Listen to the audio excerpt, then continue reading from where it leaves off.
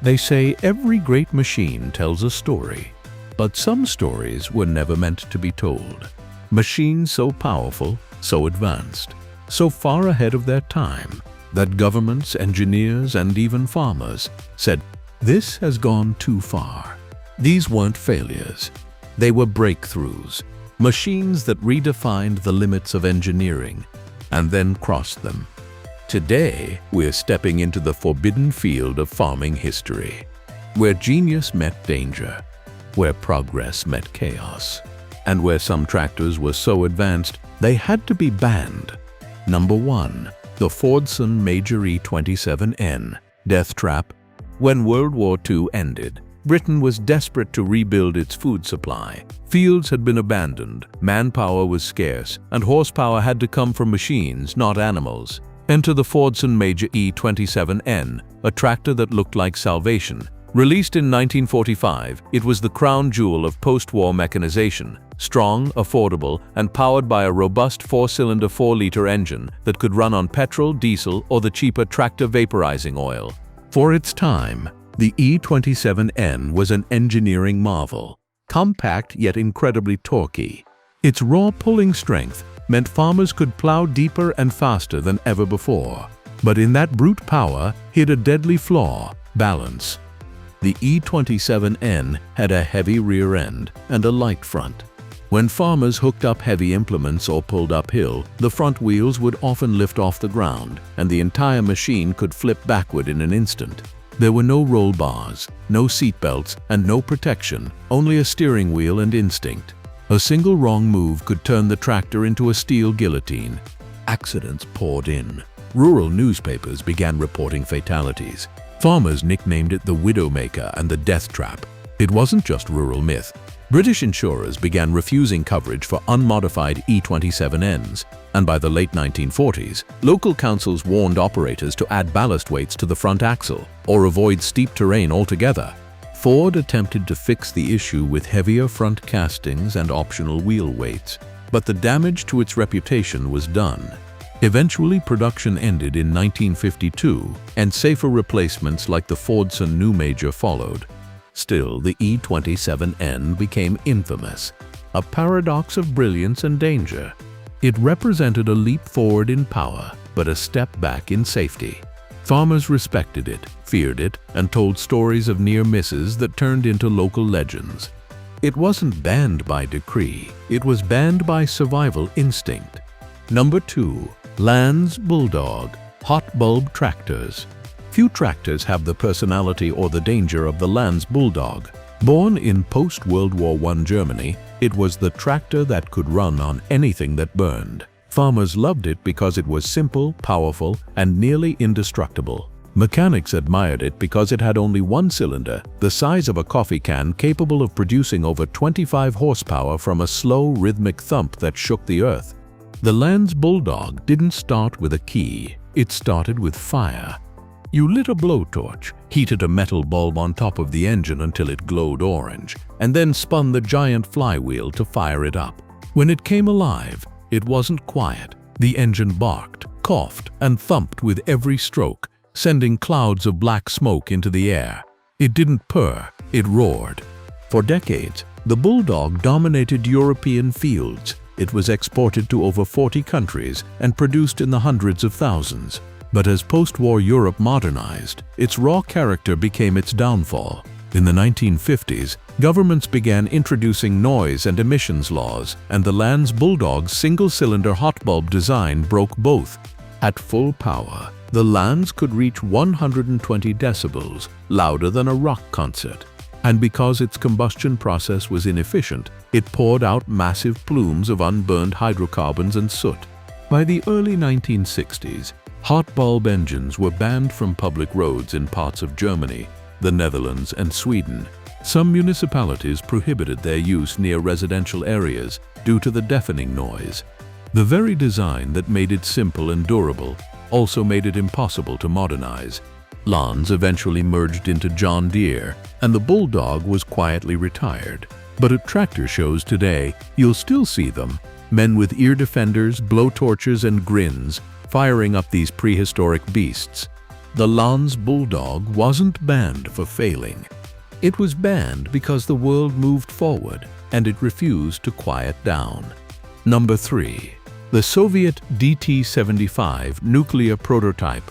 During the Cold War, the Soviet Union believed nuclear energy could power anything: planes, ships, tanks, even tractors. In the early 1960s, engineers at the Volgograd tractor plant were tasked with creating something that had never been done before: a nuclear-powered farm tractor capable of running for months without refueling. The base model was the DT-75, a rugged diesel crawler that became one of the most widely used tractors in Soviet history. But the experiment went far beyond diesel. Soviet scientists developed a top-secret version equipped with a miniature 15-kilowatt reactor core, using uranium fuel rods and lead shielding. The goal: to operate deep in Siberia and the Arctic, far from supply lines, in areas where fuel delivery was nearly impossible. The result was terrifying. In early tests, the prototype worked technically. The tracks moved, the hydraulics ran, and the tractor operated for several hours. But the heat from the reactor melted nearby components, and radiation levels inside the cabin were 10 times higher than safe human exposure limits. Within weeks, operators began showing signs of radiation poisoning. The Soviet government immediately halted the experiment, sealed the prototype, and buried it in a containment site near Volgograd. All documents relating to the nuclear DT-75 were classified for decades. By 1963, Moscow officially banned all mobile nuclear agricultural prototypes, calling them technically unfeasible and biologically dangerous. The surviving DT-75 prototypes were returned to conventional diesel engines, and the nuclear idea was erased from history books or nearly. Today, only fragments and sketches remain in state archives. Some historians believe 2 nuclear units were built, while others claim it was a myth used to mislead Western intelligence. But whether rumor or reality, the story of the atomic DT-75 reminds us how far the Cold War pushed engineering, sometimes past the limits of reason. It was the tractor that tried to run on the power of the sun, and nearly burned its operators alive. Number 4. The International Harvester 2+2 series. Snoopy Tractor. When International Harvester unveiled the 2+2 series, it didn't look like anything farmers had ever seen. With its long, narrow nose, articulated frame, and massive front tires, it looked less like a tractor and more like a lunar rover.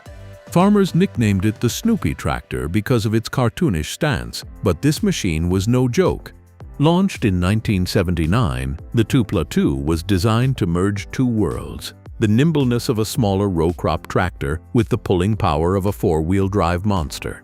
Its front-mounted cab gave operators a clear view of the field, while the rear engine placement improved traction. On paper, it was revolutionary, but in the field, it was a handful. The 2+2's pivoting center joint gave it incredible maneuverability, but at higher speeds, it could wobble or shimmy dangerously on roads. Its steering system relied heavily on hydraulics, and if that system lost pressure, the driver could lose control completely. On steep ground, the machine's high center of gravity made rollovers frighteningly common. Within 2 years of release, several U.S. states issued transport restrictions for articulated tractors over certain lengths or weights, including the 2+2 series. Some insurance companies required additional training certifications before coverage would be granted. Farmers were divided. Some loved its unmatched pulling power and traction. Others hated its quirks and called it unpredictable. Lawsuits followed, mostly related to steering and stability issues. By 1985, International Harvester ended production after selling around 12,000 units, closing one of the boldest and shortest chapters in tractor innovation. Yet today, collectors praise the 2+2 as ahead of its time. Its cab-forward concept and articulated design inspired future generations of Case IH and New Holland models. The 2+2 was not banned for being bad. It was banned because it bent the rules of what a tractor was supposed to be. It tried to combine opposites, compact control and brute power, and in doing so, it became too advanced for its era. It remains one of the most misunderstood machines in tractor history. a symbol of innovation that dared too much too soon. Number 5. The Fordson Model N kerosene bomber. By the early 1930s, fuel was becoming a farmer's worst enemy, not because they didn't have enough of it, but because it was too expensive. The Great Depression had crushed rural economies, and every drop of petrol cost more than most families could afford. Ford's engineers decided to change that with chemistry. Enter the Fordson Model N, released in 1933. It was designed to run on TVO, tractor vaporizing oil, a cheap mix of kerosene and gasoline. The idea was simple: start the engine on petrol, let it warm up, and then switch to TVO once the combustion chamber was hot enough to vaporize the fuel. On paper, it was genius. In practice, it was a fire hazard. If farmers switched fuels too early, before the engine reached the proper temperature, the kerosene wouldn't vaporize correctly. Raw fuel would flood the manifold, ignite irregularly, and cause violent backfires. Flames would shoot out from under the hood, sometimes blowing carburetors apart or igniting nearby straw. British farmers soon gave it a nickname, the kerosene bomber.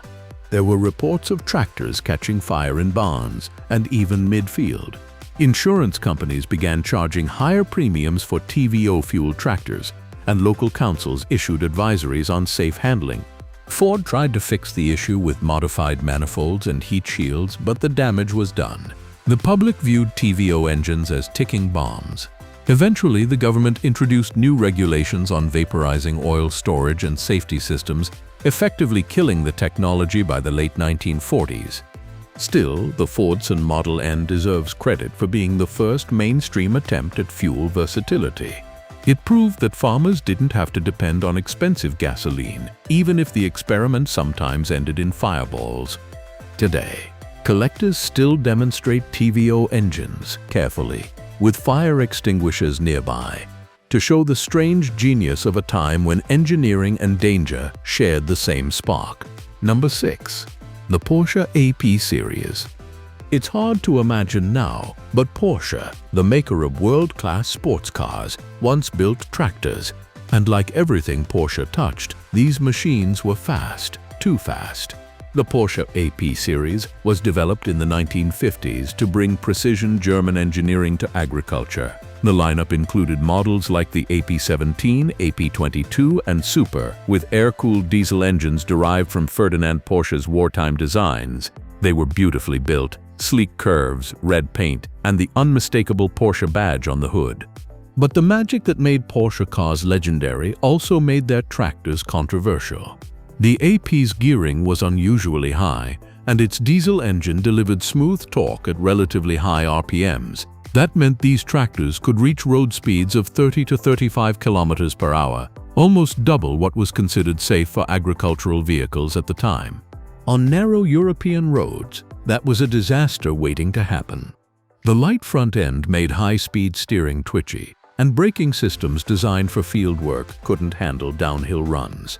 Several accidents were reported, and German transport authorities soon introduced speed restrictions for agricultural machinery, limits that directly impacted the Porsche AP series. Farmers also complained that the tractors were too refined. The engines, tuned for higher RPM, weren't ideal for slow plowing or heavy pulling. They excelled on road transport and light tillage, but bogged down in deep soil, the opposite of what most farmers needed. By 1963, Porsche shut down production, selling the rights to Allgaier and eventually to Deutz Fahr. Around 120,000 units were built, but many were quickly relegated to light-duty work or banned from unmodified road use in certain regions. Today, Porsche tractors are collector's items, often restored and displayed next to 911s at car shows. They remain a symbol of engineering brilliance misapplied, proof that when you mix racing DNA with farming, you sometimes end up with a tractor that outruns the law. Number 7.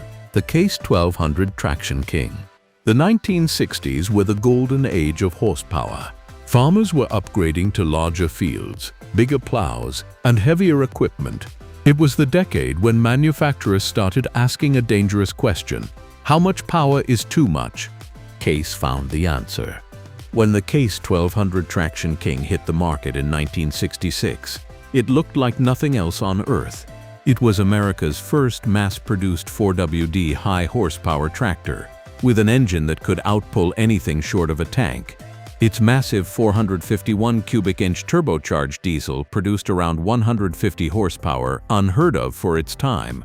It had articulated steering, giant tires, and a commanding cab perched high above the ground. The 1200 could pull double the load of any 2WD tractor, even in thick mud or snow.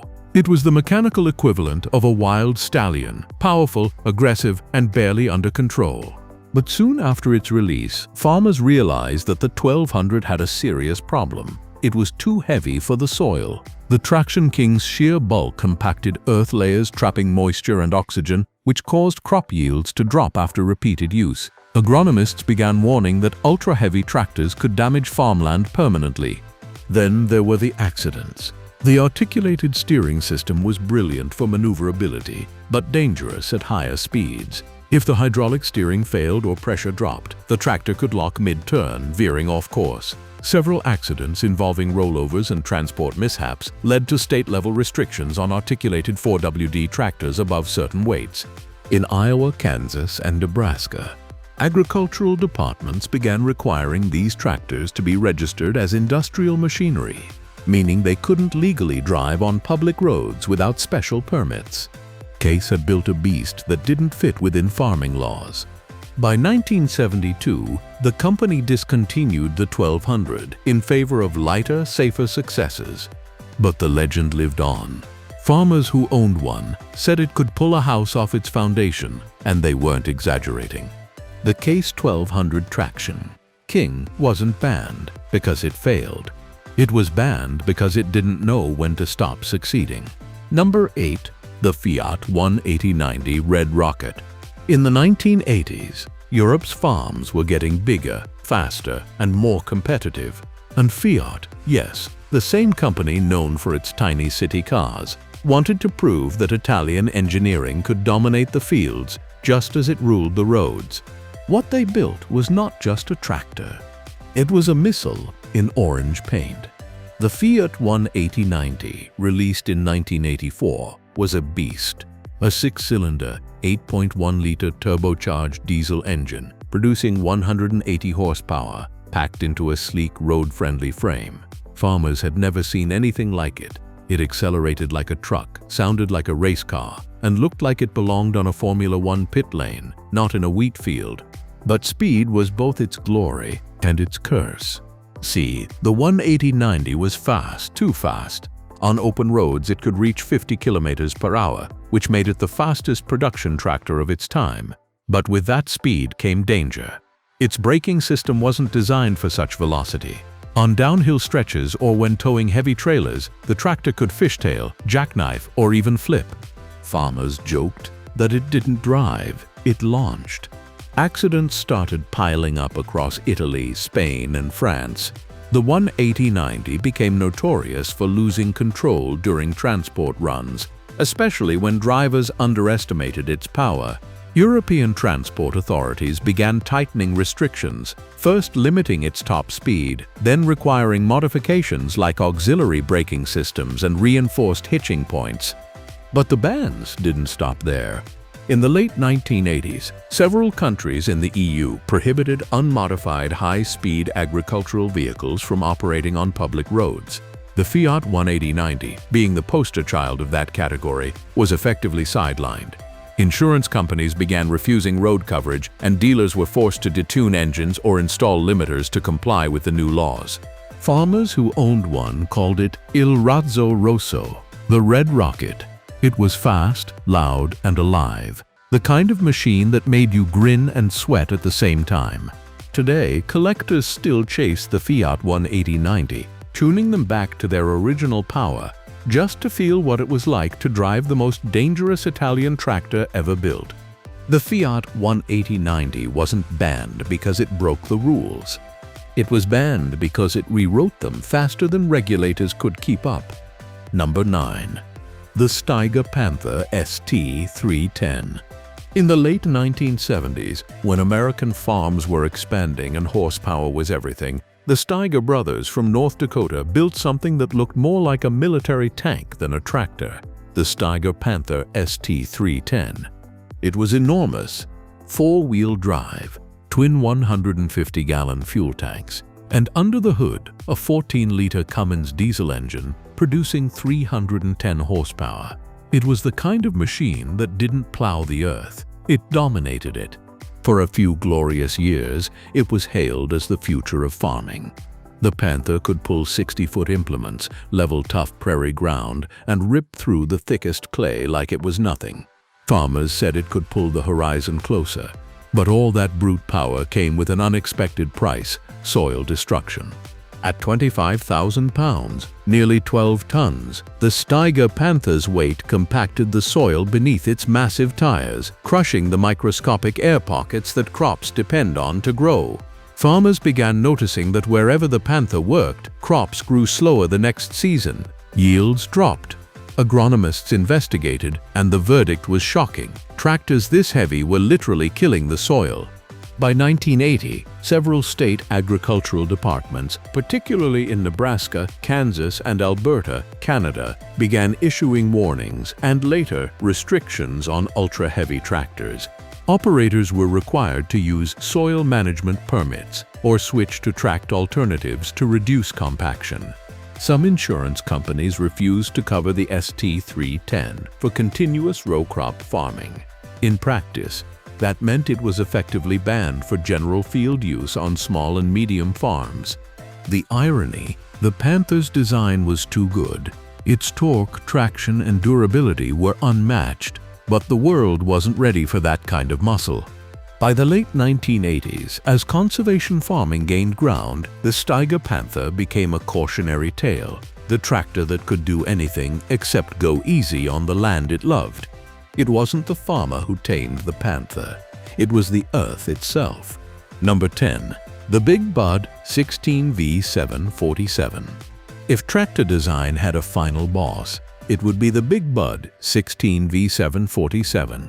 Built in 1977 in Havre, Montana, by the Williams brothers, this machine wasn't just big, it was colossal. The largest and most powerful farm tractor ever made.